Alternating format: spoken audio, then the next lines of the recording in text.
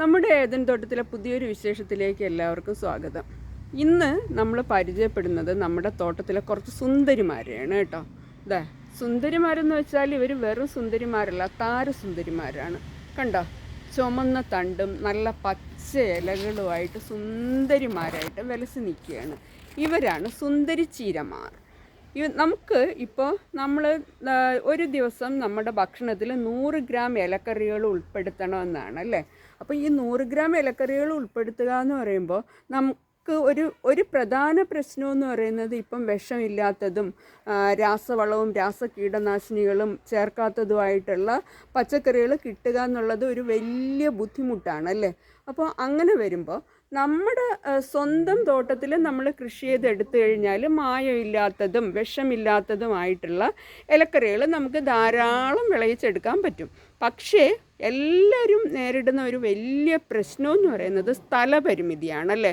സ്ഥലപരിമിതി ഇപ്പം നമുക്ക് പണ്ടത്തെ പോലെ വലിയ സ്ഥലങ്ങളൊന്നുമില്ല, കുഞ്ഞു കുഞ്ഞു സ്ഥലങ്ങളൊക്കെ ഉള്ളൂ. കൃഷി ചെയ്യണമെന്ന് ആഗ്രഹം ഉണ്ടെങ്കിൽ തന്നെയും കൃഷി ചെയ്യാൻ സ്ഥലമില്ല എന്നുള്ളതാണ് വിഷയം. അപ്പോൾ അങ്ങനെ വരുമ്പോൾ നമുക്കിത് ഇതുപോലെയുള്ള ഹാങ്ങിങ് പോട്ട്സുകളിൽ സുഖമായിട്ട് ചീര വളർത്താം. ചീര പെട്ടെന്ന് ഒരു 20-25 ദിവസം കൊണ്ട് നമുക്ക് കൃഷി ചെയ്തെടുക്കാൻ പറ്റുന്ന ഒരു വിളയാണ് ചീര. നമ്മൾ ഹാങ്ങിങ് പോട്ട്സിൽ നടുമ്പോൾ അധികം വെയിറ്റ് കയറാത്ത രീതിയിൽ അധികം മണ്ണൊന്നും ഉപയോഗിക്കാതെ ചകിരിച്ചോറും ചാണകപ്പൊടിയും അങ്ങനെ ഏതെങ്കിലും നൈട്രജൻ, ആട്ടിൻ കാഷ്ടമോ കോഴിവളം പൊടിച്ചതോ അത്തരത്തിലുള്ള നൈട്രജൻ റിച്ച് ആയിട്ടുള്ള വളങ്ങൾ ചേർത്ത് നടണം. പെട്ടെന്ന് തന്നെ നമുക്ക് വിളവെടുക്കാൻ പറ്റുന്നതാണ് ചീര. അപ്പോൾ അത് കഴിഞ്ഞിട്ട് ഒരാഴ്ച കഴിയുമ്പോൾ മുതൽ ഒരു 2-3 ദിവസം ഇടവിട്ട് നൈട്രജൻ റിച്ച് ആയിട്ടുള്ള വളങ്ങൾ കലക്കി ഒഴിച്ചു കൊടുക്കുകയോ മൂട്ടിലിട്ട് വെള്ളം ഒഴിക്കുകയോ ചെയ്ത് കഴിഞ്ഞാൽ നമുക്ക് ഈസി ആയിട്ട് നമ്മുടെ വീട്ടിലെ അത്യാവശ്യത്തിനെന്നല്ല ആവശ്യത്തിനുള്ള ചീര ധാരാളം വിളയിച്ചെടുക്കാൻ കഴിയും. ഞാനിത് ഇവിടെ മുകളിൽ ഒരു തട്ട് മുകളിൽ പൂച്ചെടികളാണ് വെച്ചിരിക്കുന്നത്, ലന്താന. അത് നമ്മളെ വാട്ടർ ക്യാനിൻ്റെ കട്ട് ചെയ്ത ഭാഗം തൂക്കിയിട്ട് ലന്താന വെച്ചിട്ടുണ്ട്.